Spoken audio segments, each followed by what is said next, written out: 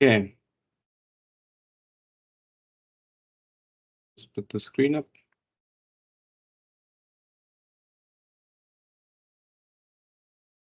Great stuff.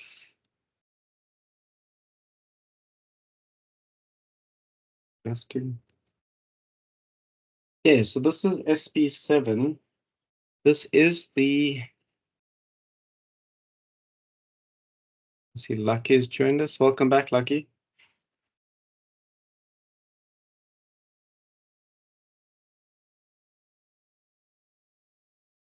Doesn't seem our colleagues are joining us today.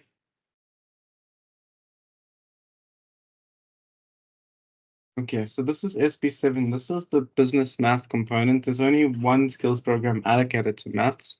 So the document's pretty standard, straightforward. I'm just going to go straight to the questions. Yes, you'll see that there are several questions about research and stats. So it says give two examples of issues that could be dealt with through statistical method. So any data, so any a question that requires data analysis, data collection would be a good example. So I'll give you an example. So imagine you guys are trying to optimize the delivery time in a restaurant. You know, how long it takes for kitchen to put out a meal.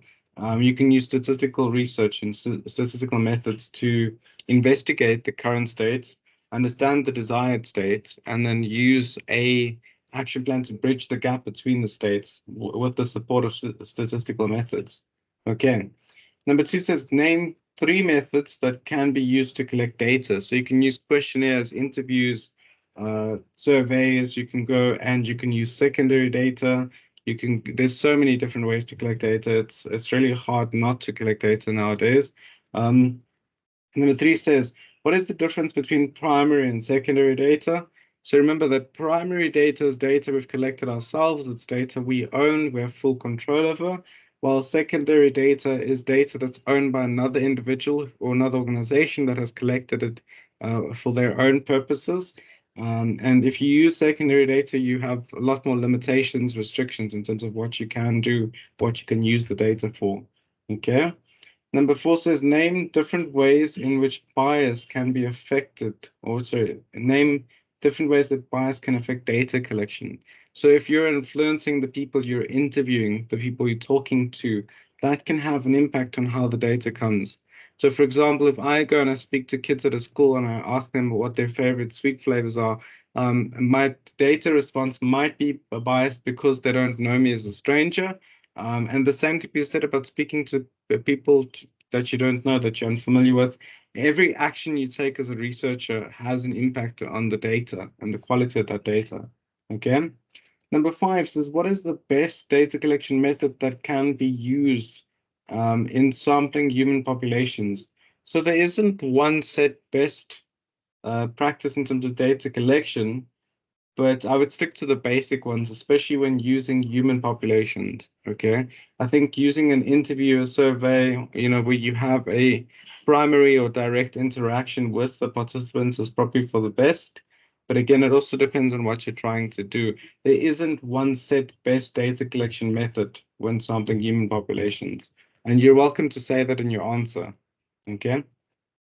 Number two says draw a pie chart showing the learners in your class and using your own comparisons. So develop a pie chart, and you can create the groupings however you want. You can say, this is my classmates, this is who likes this group of people likes this flavor of ice cream, for example. You can use that as your comparison. Or you could say favorite subjects, and you can ask them which their favorite subject is, and then map it out in a pie chart. Okay. I can give you an example of how to do this. Let me just open this up. Okay. I will show you how to do this. Let's go to Classrooms quickly, and then just switch this, that, and then we go there, and then we go, let's go to Sheets.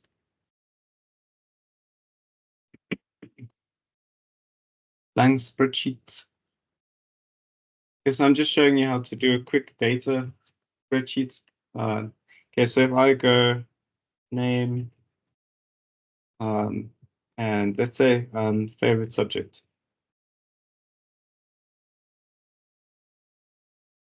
Okay. Yeah, and then we're gonna make up some names. So let me just turn this into headings. Yeah, it's fine, doesn't matter for now. So we have John. Okay, we have Sam. We have let's just put a yeah. Um, yeah, so we have what, 4. Let's add one more. Let's add myself. Okay, doesn't matter. And then favorite subjects. So these are school subjects: English, math, math, um, science, and then math. Science, but they like to separate it. Yeah, and then we can say insert charts.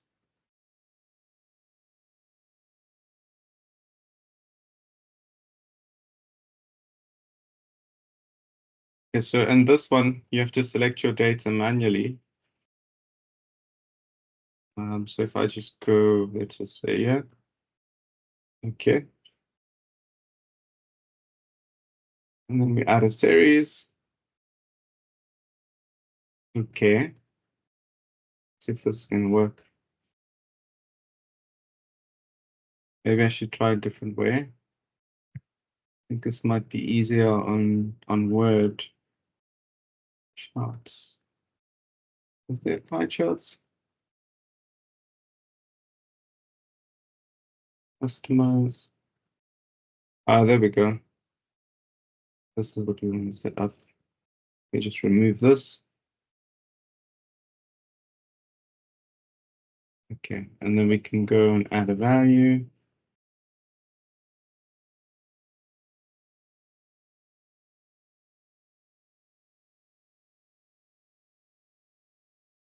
Yeah, let's adjust this.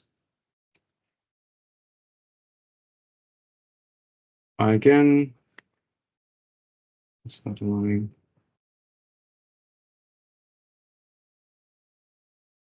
Let's switch it around, maybe.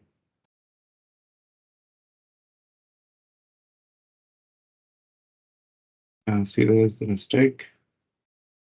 What if no, let's remove this. I have an idea.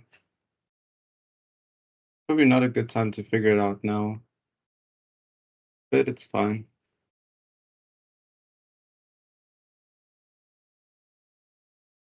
See if that works.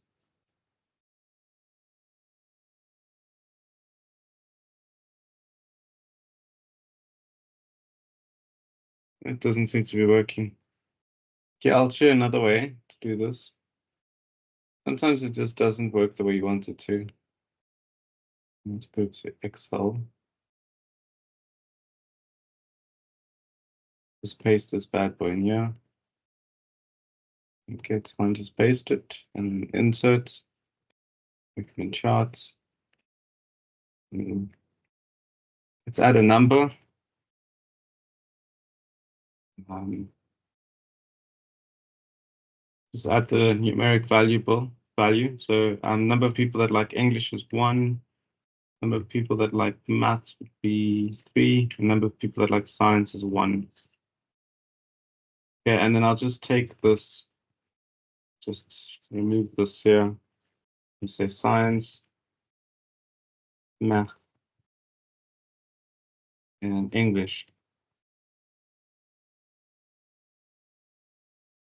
Okay, and then we just take this and just say recommend charts. And we're still not able to get a pie chart. Wonder why. How it's selecting the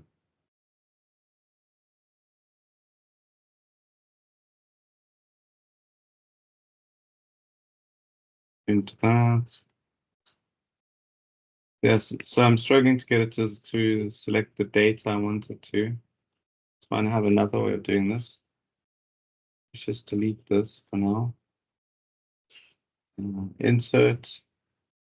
And we could just say, oh, let's just add another heading.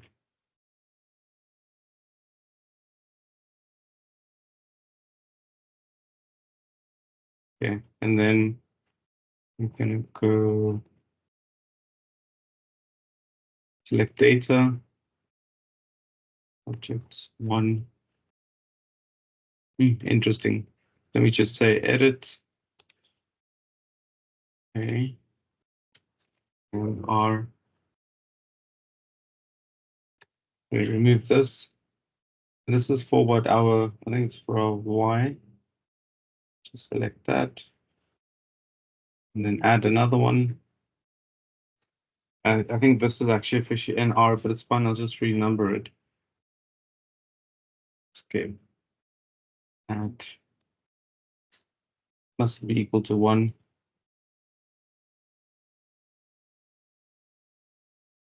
Okay, see what it does. I mean, if it doesn't work, it might just be easier to create it. Yeah, I think they've overcomplicated the software. Yeah, I think it might just be easier to create it using other tools or to manually draw it out. I don't know why it's not working now. Let me see. Let's try to adjust the data a bit more.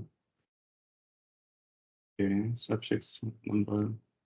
So it will show in other ways. Maybe if I take this here, see if it works. This works on the sheet. Let's try and paste this.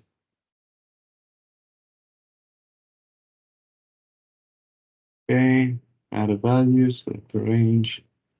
One column required, so it's the number. Okay, that's fine. Oh, there we go. We got it.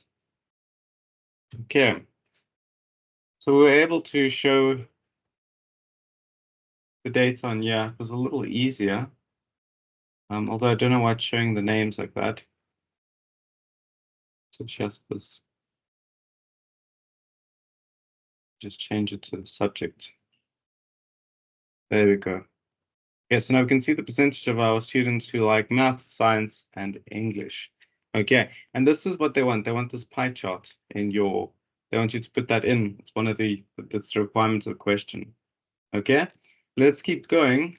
So then it says, what is meant by experiment in relation to probability? So remember that everything you do, and especially when it comes to probability is all about chance. So if you flip a coin, what is the chance? It's 50% chance.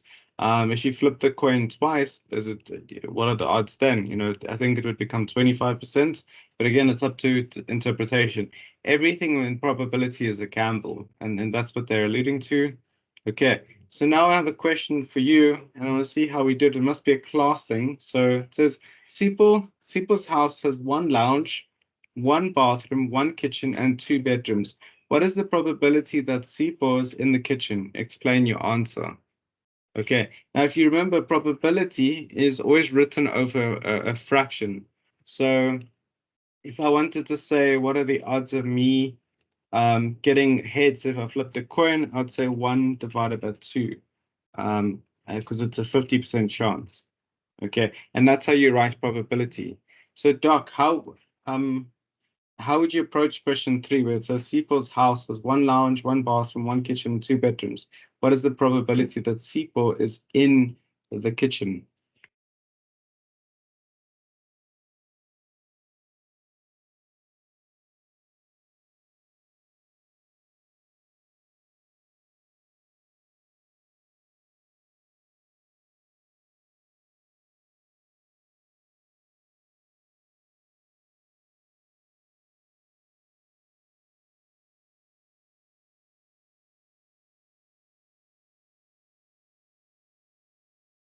Lucky, you want to try?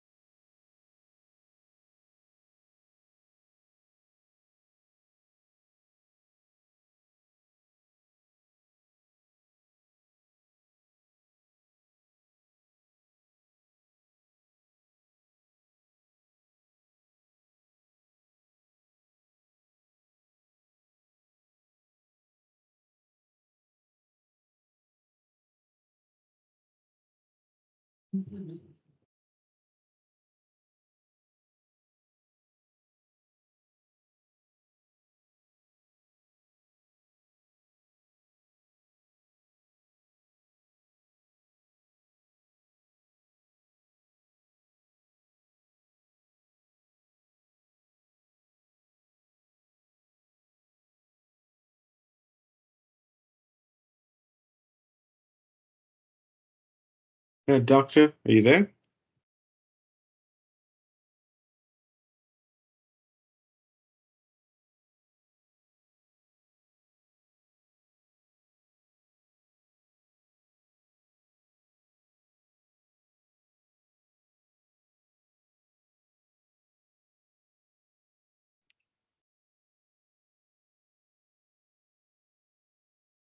Uh, I didn't hear anything. Hello? Hi. Yes, can you hear me? Yeah, Yeah, I'm saying the chances is 25% chances for him to be in the kitchen. 25%. Yeah. How did you get that? Uh,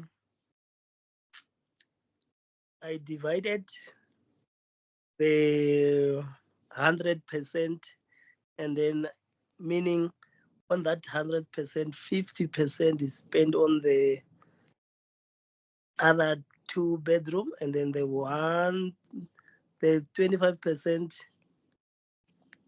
is spent on the launch. 25%, the other 25% is spent on the kitchen. The chances for him to go into the bathroom it's rare, which I'm giving it at least maybe 10% or 5%. No, I think you misunderstood the question. Yeah. So the question is that the house has 5 rooms.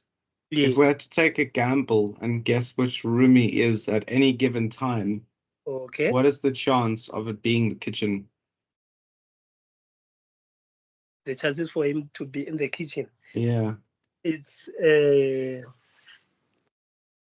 the chances are a bit slim, meaning I'm giving him at least 20% chances for him to be in the kitchen. Are you guessing 20%? Yes. Okay. Well, it is 20%, but you don't have to guess.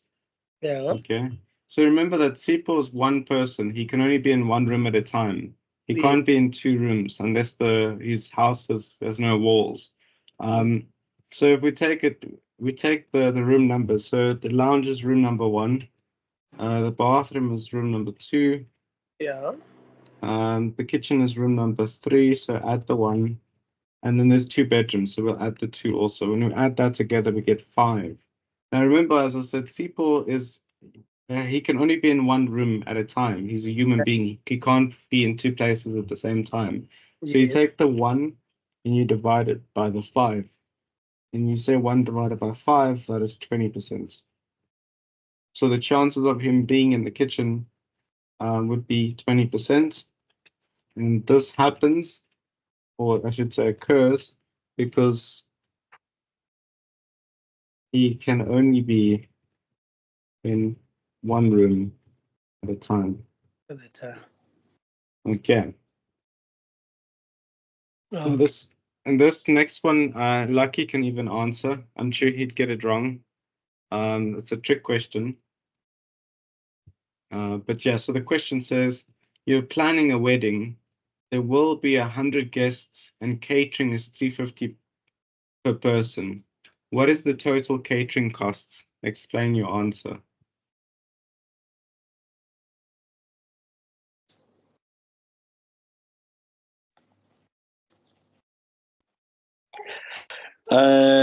So you will have 100 guests, ne? And Yeah. each is paying 350. So I think you times the 350 by you times 100 by 350, yes. What And do then we that's get? how sure, let me try and find the Just add the calculator. zeros. So it's So it's 3, 5, and then how many zeros do we have? 2. I So it know will be 35. on both sides. Yeah. So it's, yeah, it's 35,000. this one and these 2 zeros. You add them together, it's 35,000. Yeah. Okay, and that's what most people guess the answer to be, and most people get this wrong because this is not the correct answer. Okay. If you check the memo, that's not the correct answer on the memorandum. So it says there is 100 guests and catering is 350 per person, and it says what is the total catering cost? So we're looking at the total catering cost. Remember that a bride and a groom is not a guest at a wedding because it's their own wedding. You can't be a guest at your own wedding. So what you need to do is you need to say 102 because you must include the bride and groom, and then you times that by 350, and that will give you 35,700. And that is the correct answer. Oh. And then in your explanation, we say we added 2 more people to catering costs was the bride and the groom.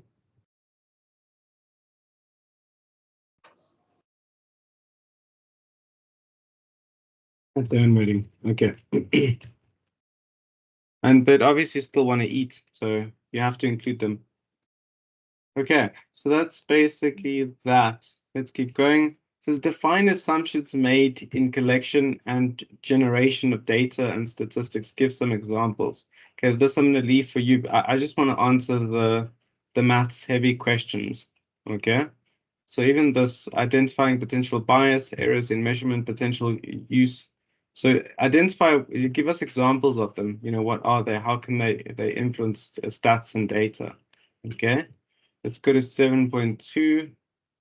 So 7.2 is all about discussion. So they want you to give the key points on these discussions.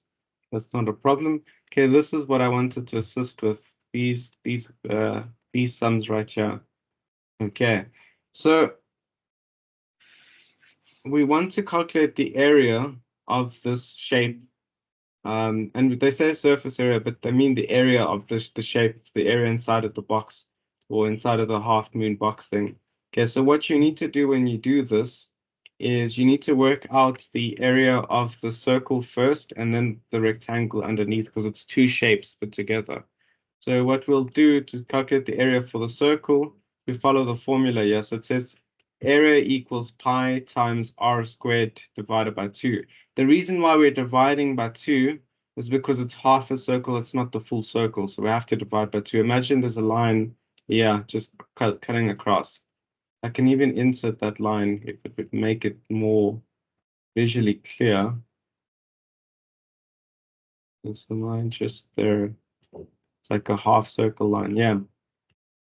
It's not a straight line. Sorry, guys. Just fix that. Just bring it down a bit. Yeah, so you can see it's half a circle and a rectangle, half a circle on top of the rectangle.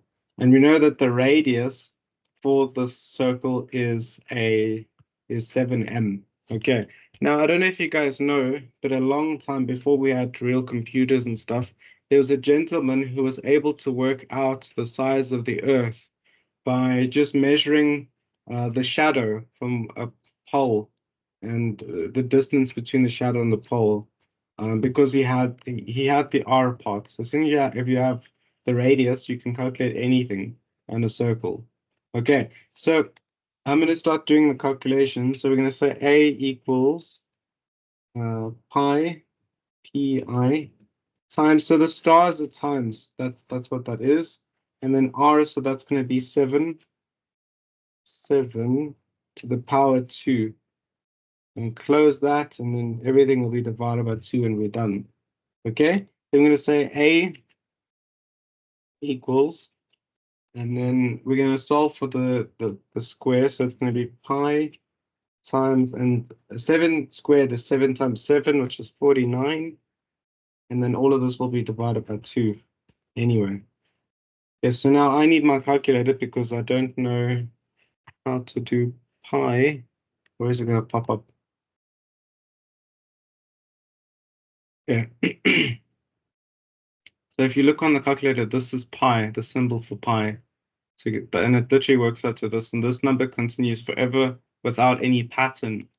And you times this by 4 and 9. Okay, and it gives us one. I'm just going to take the first here, like this, the first 4. I'm going to copy that. And I'm going to say A equals, put that in there, and we're going to divide this by 2. And let's go back to the calculator. I want to do it precisely. So put this in here and divide by 2. And it gives us 76. I'm just trying to copy it. It's 76,969. And that's the area. Okay. And we can round it up. So I'm just going to say, make this 7. There we go. Okay, are we done with that? Is that all we need to do? Can you move on to the next one? Before we go, you said I want to know the half circle area. You said the half circle area is equal to what? Because and actually I just need to need a clarification and the area of the rectangle. Okay, I see. Yeah, So I'm testing you because this, what we've just done, this is half circle. We haven't done the rectangle yet. Okay. Okay, good question. Yeah, so how do we work out the area of a rectangle? Yes, I wanted to know that. You don't know? No, we multiply the what you call the two side. I haven't done math, but I still remember some of the things. We multiply the two equal sides, and Yeah, then the that's length times breadth, so it's going to be yeah, 8 times 14. yes. Okay, so I'm going to say A equals 8 times 14. Let's see if I can do this without a calculator. Let me Okay. see. So I know 8 times 10 is 80. Okay, I'm just going to write this down here on the side so that I can. And then I know that 8 times 4 is 32. So I'm going to guess it's 102. 8 times 14. Let me see if I'm right. I could be wrong. I'm really guessing here. 8 times 14. I was off by one number. Oh, I see. I see this. My calculation was wrong, but it's 112. Yeah, so area equals 112. Okay, and then we're going to say total area. Let me just remove this, my rough calculations on the side.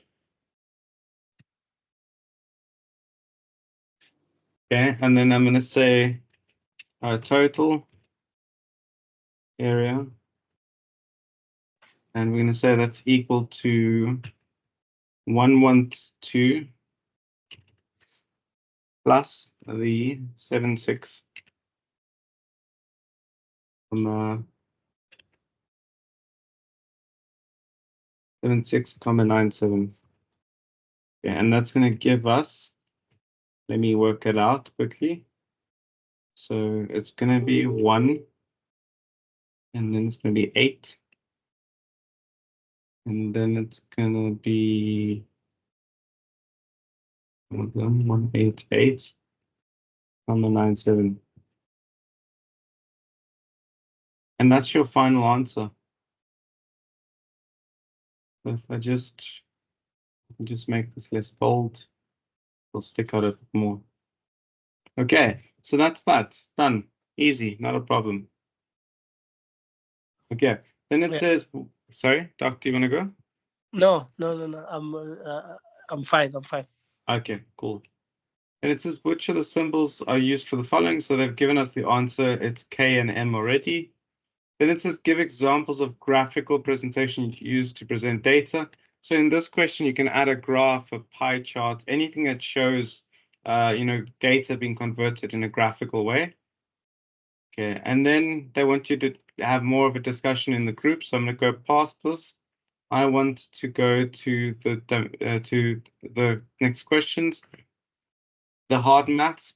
This is draw a three-dimensional object in different views. So they want a 3D shape.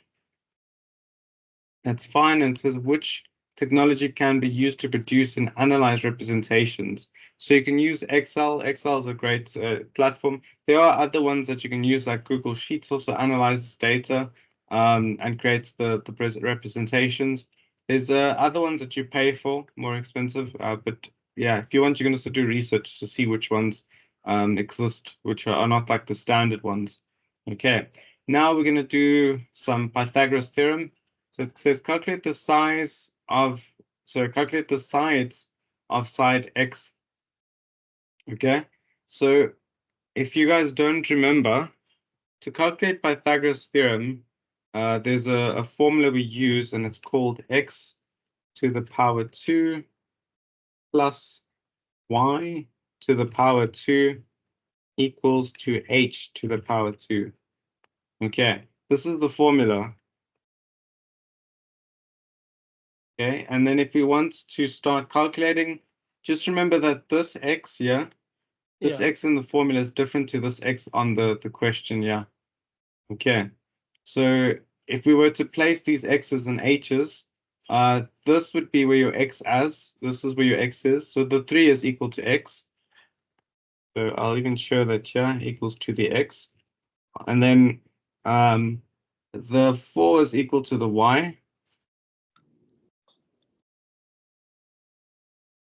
And then the h, the x in the graph, in the picture, is equal to the h. Okay, that just tells us where everything is. So if we put the 3 in and the 4 in, we can start working out for h. Okay, so let's put it in. So we can have 3 to the power to the power 2 plus let's see, 4 to the power 2, and then it equals to h to the power 2. So I didn't put the x in here, but I can. Okay, so now you'll see that all the numbers in here are Yeah. all the numbers on there. Okay, so then 3 to the power 2 is 3 times 3, which is 9. Okay, plus, and then 4 to the power 2 is 4 times 4, which is 16. Okay, and that is equal to x to the power 2. Okay, now 9 plus 16 is 25. 25 is equal to x to the power 2. Okay, now we want to see what x is equal to. So let me just go and add some more space to keep writing. Okay, so what you're going to do is you're going to use a square root symbol. I don't know if we have it on here. Let's see if we have it here. Cancelled.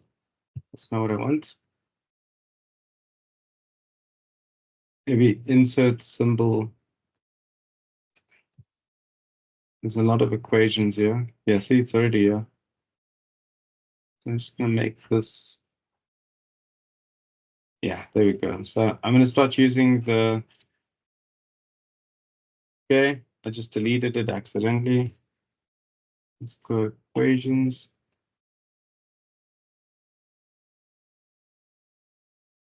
Okay, so let's just get rid of. Actually, I might need that. Let's try this again. Sorry. Insert equation. This on the left. There we go. Just wanted to put it there. Then we can go equation, and you'll see the symbols on the top. So what we're looking for is the square root. Square root was here, I saw it earlier. Here it is. This is the square root symbol. Okay, and then we're going to put it on this side also. So remember the rule in maths is whatever you do on the left, you do on the right. Yes. Okay, then we're going to delete this. And I accidentally deleted my square root again, but it's fine. Remember that we're dealing with x. Okay, and then we're going to put the 25. Okay, so the square root of 25 is 5. So by just knowing that, we know that when we square root x, it's gonna, let me just actually put this on the next page. Maybe I can just make something a little smaller. Yeah, there we go. So we know that square root of 25 is 5. And I can even show you that on a calculator, just to confirm if we don't know the square roots. So I don't know if you can see the calculator. Yeah, I can see. Okay. So this is the square root right here. Yes. And you see it gives me 5 as soon as I hit it. Okay. So square root of 25 is 5. The reason, the way it works is if you look at how we get, if you look at to the powers, so I'll show you. So square root is the opposite of the powers. So if we go 5 to the power 2, which is this, it becomes 25. But if we take 25 and we square root it, we have the opposite. We get 5 back. So they counteract each other. And when you do that here with the x's, it just removes this 2. It makes this a 1. So then this becomes x. And then just like that, we know that this line here is Yeah. 5 meters. Okay, and that's Pythagoras theorem. Okay, let's keep going. I think there was, so this one's about budgeting. So it says define a budget. What are the steps to be followed for an organization, budgetary control? And it says draw a budget. So they want you can make up the figures you use for the budget. I just want to see if there's any more maths. Yes, there is right here. Okay. So now they want us to calculate interest for 2 different amounts, or actually 2 different types of calculations. So they want both simple and compound for this figure. They want us to see which one is worth more, which one is more valuable. You'll see that the big difference in the formula is for simple, we just say interest. Interest equals to principal amount times the rate times time. Okay, for compound with our and interest amount is equal to principal amount open bracket 1 plus I close bracket to the power t, and they tell us that they've done us a favor and they told us that time needs to be converted because in its current shape it's not correct. You can't say 10 months in this because it's measured by years, so you must say 10 divided by 12 to get the correct time measure. Okay, so let's do the first simple one. So the principal amount is 600. So I'm going to say I equals 600 times, and the rate is 7.5% times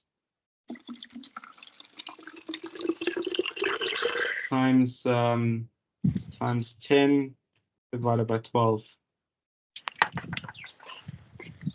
Okay, then we can start doing the calculations. So if you just put this in a calculator, you'll Okay. see it will give us our answer. So 600 times 7.5%. Oh, I see. Hold on. We must actually work these fractions out. Okay, hold on.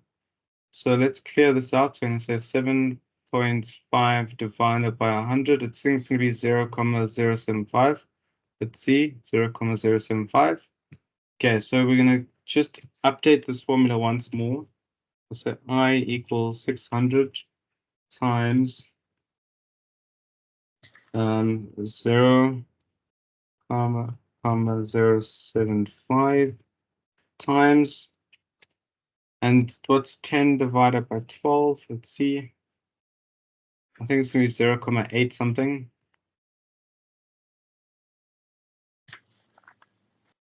I'm guessing. 0.83. Okay.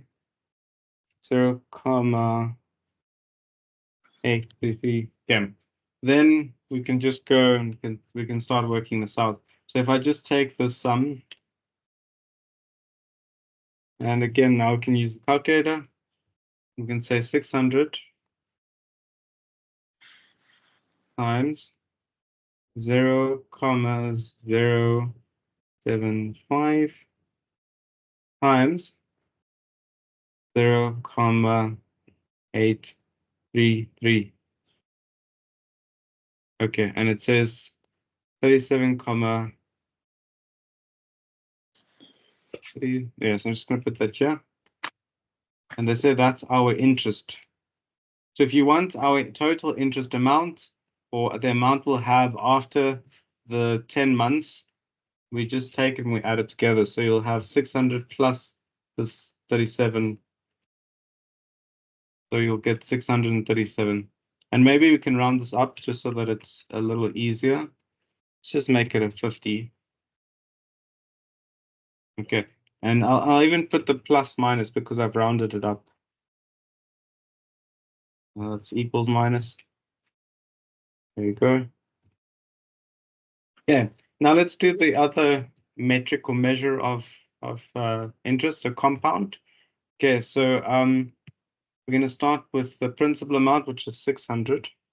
I'm just going to write the A, and so we'll say 600, open brackets 1 plus, and we know that the time is 10 divided by 12, which is 0.833. Okay, and then we can close the bracket here to the power. And oh, sorry, I did this the wrong way around. 0.075. I put the interest where the time should be. My bad. I'll put this in a bracket again just so that it's nice and neat. 833. Okay, so now I'm going to go down here and we can start using a calculator to work it out. So we'll start by solving this. I think it's going to be quite easy. Just say 600, open brackets, 1.07, 0.75, close brackets to the power 0.833. Okay, then we can go and keep going. Okay, now we bring out the calculator because it's not stuff I can calculate. So we're going to say, let's start with this. So we're going to say 1.075 to the power. So there is, yeah, if you press this one, the X and the Y, it will allow you to put your own amount in. So I'll do that. And you can see it's doing it here. Okay, and then I'll go 0.833 and press enter. Okay, and we have a long number here. Okay, let me just think. Yeah. So I'm going to copy all of it. Actually, don't want to take all of it. And then I'll just say 600. Control V. Yeah, and then I'm going to go A equals, and then get the calculator out again. Don't know why it goes away. And then we'll take 600. We'll say times, and we'll put that amount in, and we say equals. And you'll see that we get our total at the end of the period. So it's going to be 637 rand. Yeah, 637. And even if I try and round it up, it doesn't work well. Let me see. So it's, yeah, it will probably get rounded down. So I'll just leave it at this, and I'll say plus minus. Okay, now these differences are not big at all, but you are also investing such a small amount.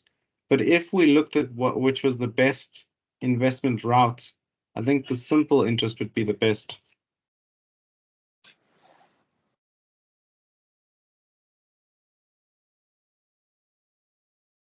There's a greater yield. Okay. Okay. It's simple and compound interest. Okay, let me see if there's anything else maths related. So these are all pretty general stuff. So fixed costs, these are costs that remain the same. Variable costs are costs that change depending on how many people you have in an organization.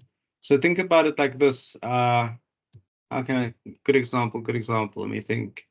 Okay, so a variable cost is like water and electricity. If you have more people on a building, at an office, on site in the building using the resources, those costs would automatically go up. But if you think about it like your cost to hire equipment, for example, remains the same as long as you don't get more equipment. Okay. That's the difference between fixed and variable. Average cost is your mean. It's it's taking everything you have and dividing it by the total you have, the total number. And then revenue is just your profits. Okay. Let me keep going. Yeah, so that's basically the formative. I just want to go through the summative. So here's all the calculators. I don't know why it's. Yes, let me open up that summative. I want to do some of those sums there.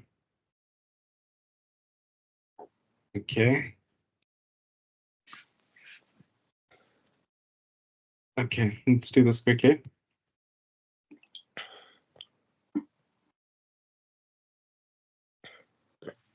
Okay, so it says you're given a budget of 4,000 by organization. They want you to provide lunch for a team of 5 people for 4 weeks.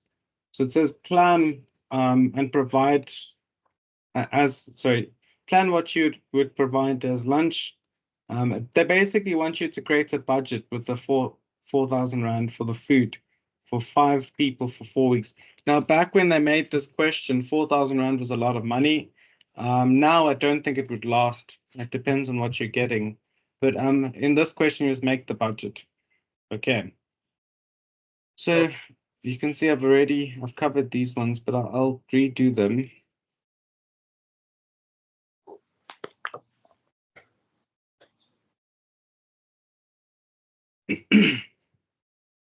Okay. I think there was only A, yeah. Okay, that's fine. Okay, let me just see. So B says explain what is inflation, explain in which ways inflation can be controlled. So remember in economics, your inflation is controlled by two major tools. It's the fiscal policy and the monetary policy. The fiscal policy talks to interest rates, and the monetary talks to how much notes the bank prints, the revenue. So what is it called? The Reserve Bank. That determines how many rand notes they print. That's what this mark is only 2 marks, so don't go over top. Don't go overboard with it. Okay. I want to go to the maths questions. I just want to see that we have. Okay. Yeah. So see, some of my answers are still in here. Don't know. Yeah, I'll leave that one. It's not a train smash. These are the good ones. I want to do with you. Okay. So it's not too many questions. It's like what, 3 questions? Okay, so now they say you've made a profit of 10,000 this year. You've decided the best way to invest the money. The bank offers you the following choices. So you can invest the money at 13% per annum, compounded for 5 years, or B, you can invest the money at 12% per annum, compounded monthly for 5 years. And then it says you can invest the money at 14% simple interest over 5 years. Do the necessary calculations and determine which should be the best choice. Okay. So now let's start with our, so we don't have the calculation for simple. I'm just adding this here so we know what it is. So it's going to be I equals P times R times N. Okay. Okay. Or I should say time. N and T all the same. Okay, let's keep going. So let's start with A. So tell us the formula is here. So it's going to be A equals 10,000. Okay, A equals 10,000. Let me just see, open the brackets, 1 plus, and then the R is going to be, it's 13%, but I'm going to write it in a normal format that I can edit. So I'm going to make it 0,013. I think that's the correct way. I'll confirm it now. And then for 5 years, so it's going to be to the power of 5. Okay, let me get the calculator out. Maybe I can get the calculator to stick with us. Okay, yeah, it's yeah. So let's see. Let's first start by changing this to percent to decimals that I can write. Okay, so I added one too many zeros, so it's 0,13. Let me just fix that. Okay, now let's start by adjusting this. So the first thing you want to do is you want to simplify your brackets. So we're going to make it like this. Just make it 1,13. You're just adding it together so that it solves. Okay. Then I'm going to take the 1,13 and I'm going to put it to the power of 5. So we're going to bring the calculator out and I'll say, let me just clear.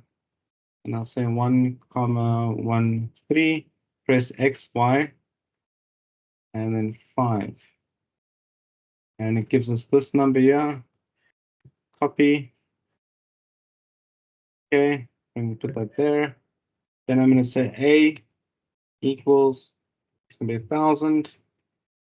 Open brackets, put that in there. Okay, now let's actually do this. So it's 10,000. So CC 10,000 times, and then Control V, and just say equal. Okay, and we can see we get our answers, 37,000. I'm going to leave the 3 for now. I don't think we need that 3. I think it's redundant. Okay. And this is option A. This is how much you'll have at the end of the period. Okay. Okay. So let me just underline this. Okay, let's go to option B. And I'll even put it in brackets to say option A. So we can keep track. Option B is, let me just see, it's compounded.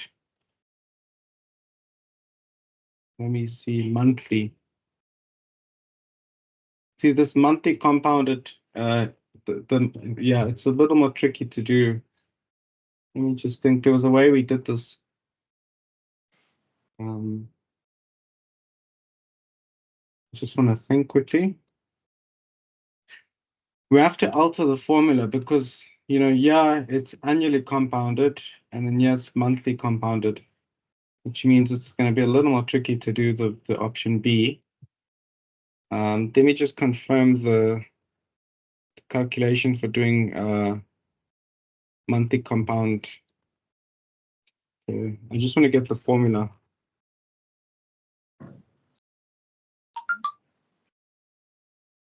Because it's the same formula, it's just adjusted a little bit.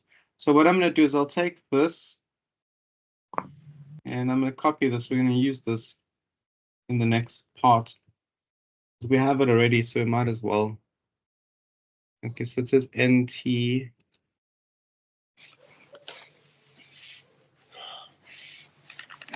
So number of times the interest is compounded per year. Okay. So they're adding a T here.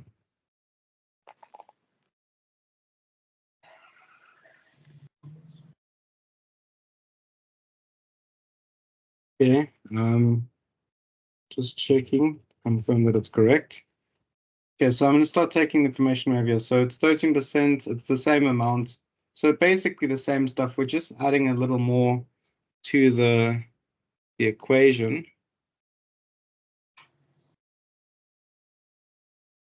Okay, let me see.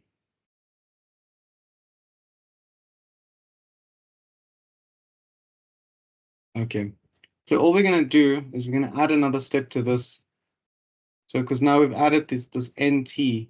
So we're going to take this and we're going to times it by 12. Okay. Then what is 5 times 12? It's 60. Yes. Okay. 5 times 12.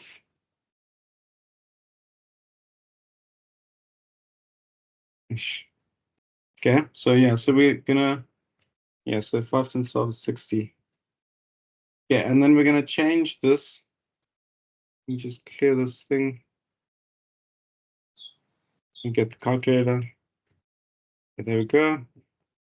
Okay, so we're gonna say 1 comma 1 3 x y 60. You can see it gives us a big number.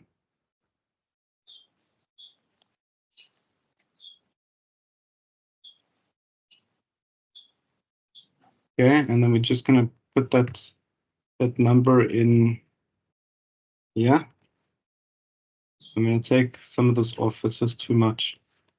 There we go. Okay, and then we're gonna say A equals 10, and then it's so 10 times. I think there might be a mistake here. This is gonna be too much. Let me just have a look. I don't do the monthly one often. I'll tell you that honestly. Honestly. I just want to confirm something. 12 times 3, 6%.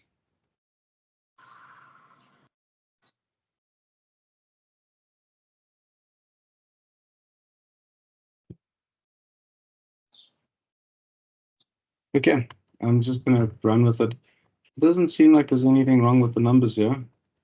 So we're gonna copy this, put in our calculator. Yeah, so 10,000 times. It's gonna give us a very big number.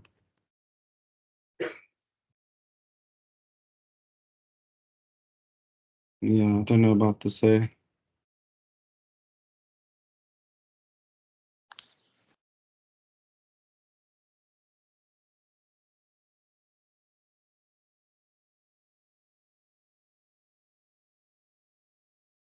I don't think this is correct.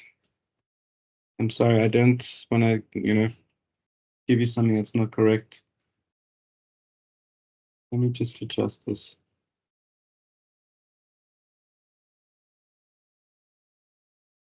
Just see if I can, I just want to read through and see if I can fix it.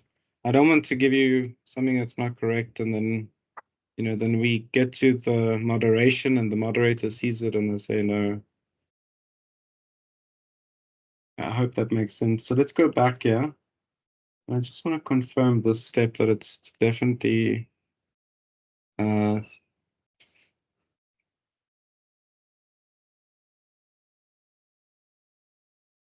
me just have a look. I think there's something wrong with what I did here. Let's see. I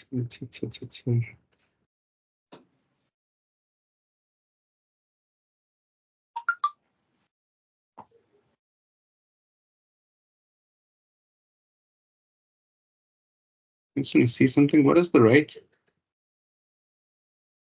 I see this is my first mistake. 12%. No. 13 for the first one, and then 12 for the second.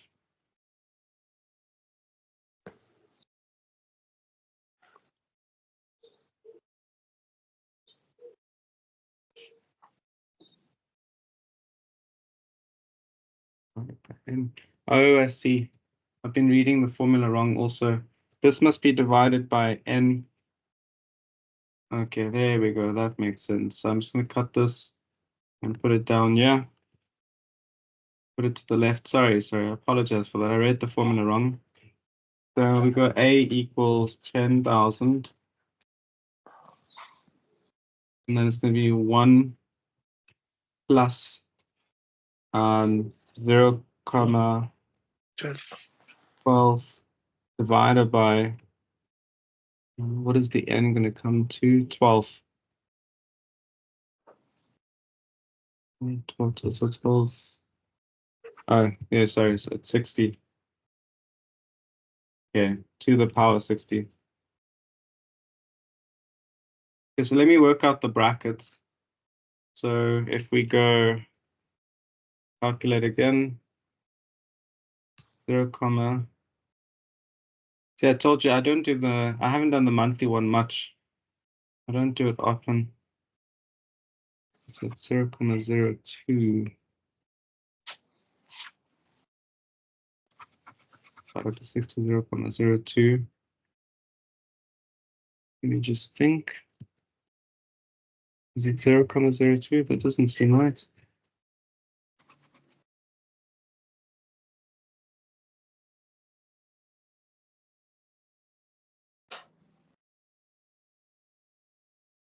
I just want to check something.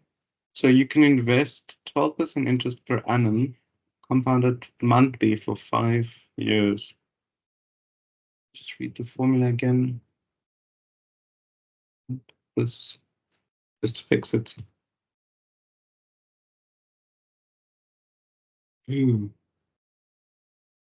Okay, I see. Hmm.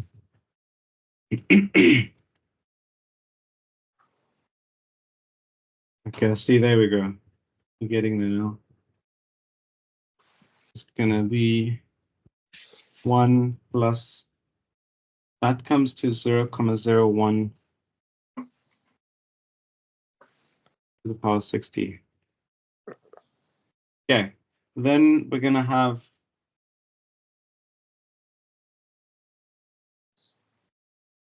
okay, like that. I'll take this out. Leave the 10,000 though. And you're just gonna say 1 calculator again. Take this out. So we're gonna say 1,01 times 60. No, it's not times. There's a big difference. 1,01 to the power 60 gives us this long number. But I'm just going to multiply this straight by 10,000 and get it done with. Guess we can get to our final answer. And this is our final answer. So I'm just going to remove this. And that's option B. Okay. Option C is a lot easier. So it's 14% 5-year simple interest. Remember the formula for SI is here. So I'm just going to put that here. Why does it keep formatting that way? So we're going to say, I'm just going to fix this. We'll go that way. Layout 2 below. Yeah, let's go. Yeah, so we're going to say I equals, and our principal amount is 10,000. And then multiply that by the rate, which was, I think is 12, 14, gets 14. 114%, times it by, and what is it? I think it was 5 years. Okay. Now, calculate it out. Let's take this one. Yeah. Let's say, oh, so I can adjust the 14%. So you just take that 14, you make it a decimal. Divide up 100. 0,14. I equals 10,000 times 5. Okay, calculator again. Okay, I'm going to take this, I'm going to times it. I'm just going to just multiply this by 10,000. And then I'm going to multiply it by 5.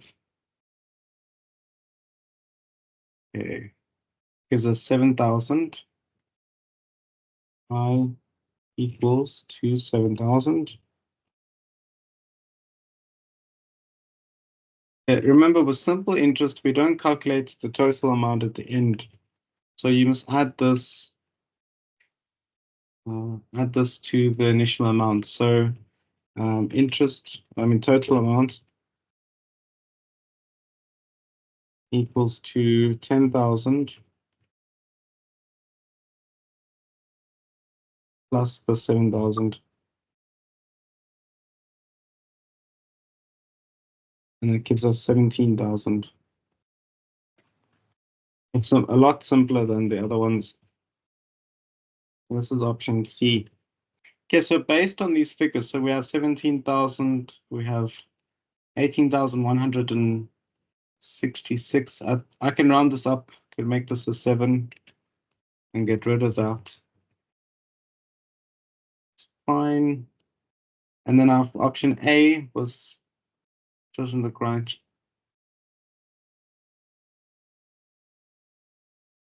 Why does it not look right? How is it that option A has got the greatest yield?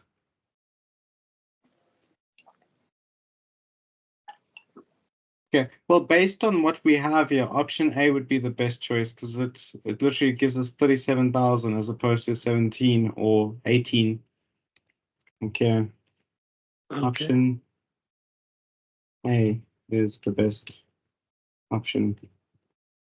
I think there might be a calculation error somewhere here. I think that there might be a calculation error somewhere here. I'm just thinking, I'm concerned because it's very high. Calculate out. CCC. Let's see. So we went 1 plus 13% divided by 100. I'm just confirming that it's done correctly. 0.3 plus the 1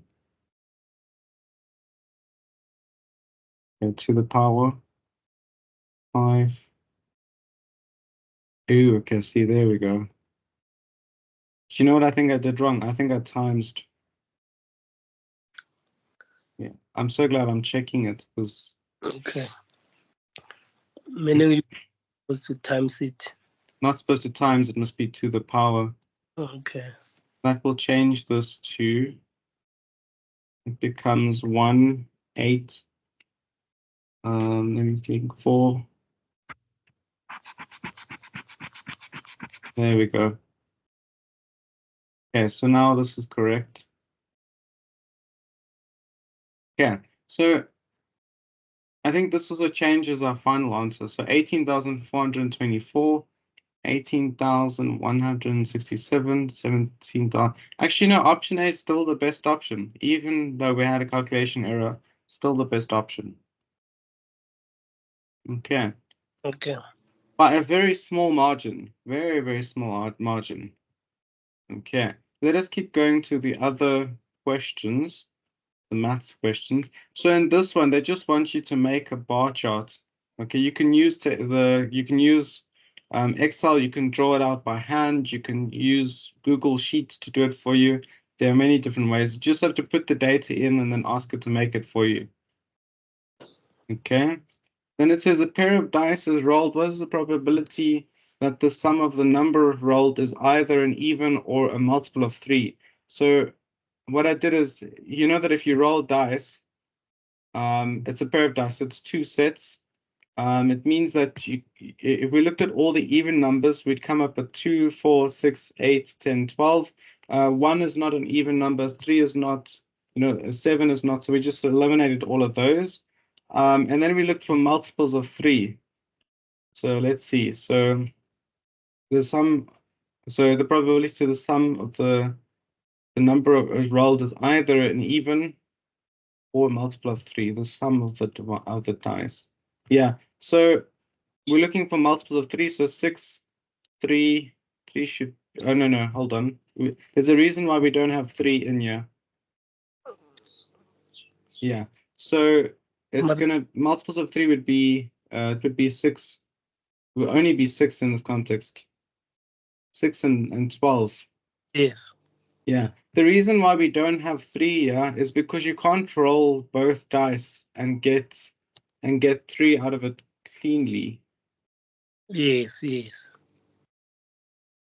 Okay. Yeah, so it came to 6. So when you take the number of 6 chances, you divide it by 12, it gives you a half. It means there's a 50% chance. Okay. Okay. That I'll leave in there. That was already there. Okay, now they want us to calculate the surface of the swimming pool and what is the volume. So the volume is quite easy to calculate. To calculate volume, all you have to do is multiply all the things together. So it's going to be 3 times 7 times 5. Okay, so I'll break it down. So 3 times 7 is 21 times 5. And 21 times 5 is, I think it's 105.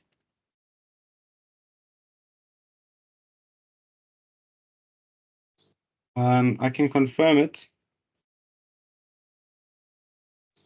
Let's just clear this. So it's going to be 3 times 7 times 5. 105. Okay, cool. Let us keep going. Quite straightforward. Underline. Now they want the total surface area. So you need to work out the area of each side, side by side. So we'll start with the rectangle in the front. So I'm going to call this side 1. And we'll say 3 times 7. 3 times 7 is what? 21. And that's, yes, yeah. And then because there's 2 sides, both the back one and the front one, we multiply this by 2. Yeah, and that's going to give us, 42. yes, correct. Okay, so I'm going to call this side 1 and 2. Okay, let's do side 3 and 4. So for side 3 and 4, we're going to look at the ones on at the end. So it's another rectangle. We can see that it's 3 and it's 5. So you're just going to go 3 times 5. What is that? 15. Okay. And 15 times 2? 30. Okay, cool. Now let's do side 5 and 6, which is the final set of sides.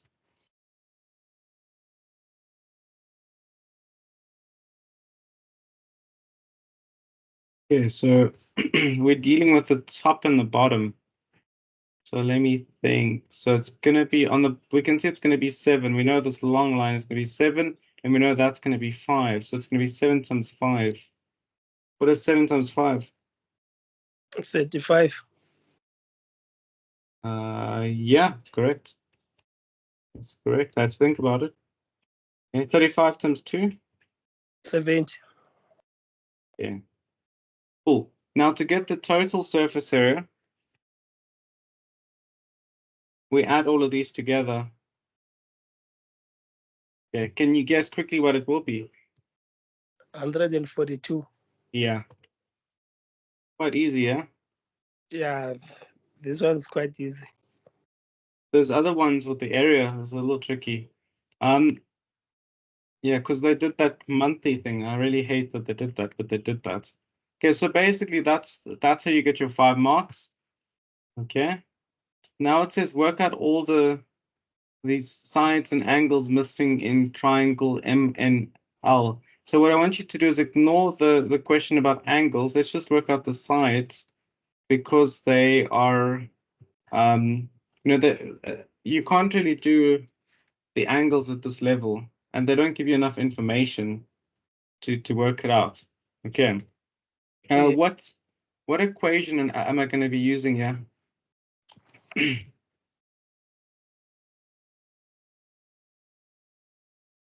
Mm,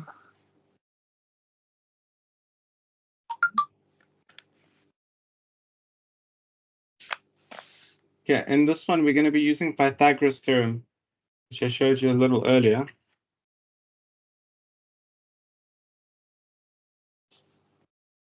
Okay. Yeah. Actually, this is H. So this literally this we've done before. So we know that this is going to be X, this is going to be Y, and this is going to be H. So I'm going to plug in all the things I know. So we know that X is 3. There must be a 2 here. What happened to the 2? Yeah. So I'm just going to copy this. And I'm going to paste it as far down as I can. I'm going to put this to the left. I don't know why it keeps formatting that way. Okay, cool. So I'm going to plug in the 3. And I'll put in the 4. And we don't know what H is, but we know that 3 to the power 2 is 9. And we know that 4 to the power 2 is 8. 16. 16. Yeah. Okay, and that's going to give us 25 equals 2h to the power 2. Okay. Now we want to work out what 5 is or what h is. Just insert equation. Let's go back. Just push this back this way. I'm not going to use this. I'm just using the. Okay, I want to insert a symbol. Just the square root sign. 25 equals, and then we put the square root sign again, and we can just put the h to the power 2. 2. And you'll see that h is equal to, or I could say 5 is equal to h. Okay, and that's the final answer. Okay. So now for your workplace activities, they want you to provide stats. So based on changes in your industry or growth, provide stats. So give us like a stat sheet which shows like industry growth or development. And then it says investigate life and work-related problems using data and probability. So again, they want you to show how we can use data in a workplace context and provide evidence doing so. Okay, that is your summative and that is your workbook for the maths. I'm going to leave the answers on the recording, but the version of this document that you'll be getting is going to be empty. Okay, so if you want to come back and get the answers, you must re-watch the recording. Okay. Okay, Okay. cool. That is the end of the maths. Is there any questions? So far, no question. Do you mind if you can perhaps ask if during, let's say, if I go through this and then I see there is a bit of a misunderstanding, do you mind if I can perhaps contact you just to get a clarification somehow? Of course, of course. You're welcome to reach out and get clarification. Please do if you get stuck. I'm happy to help you. Okay. Okay, no, that's cool. Then I'm gonna end the session off there. Okay. And then I'll email you guys about deadlines. I just want to see how much time I can give you to do it. Okay, because I know I've given you a lot of work today. Okay. Okay. And then Lucky, are you around?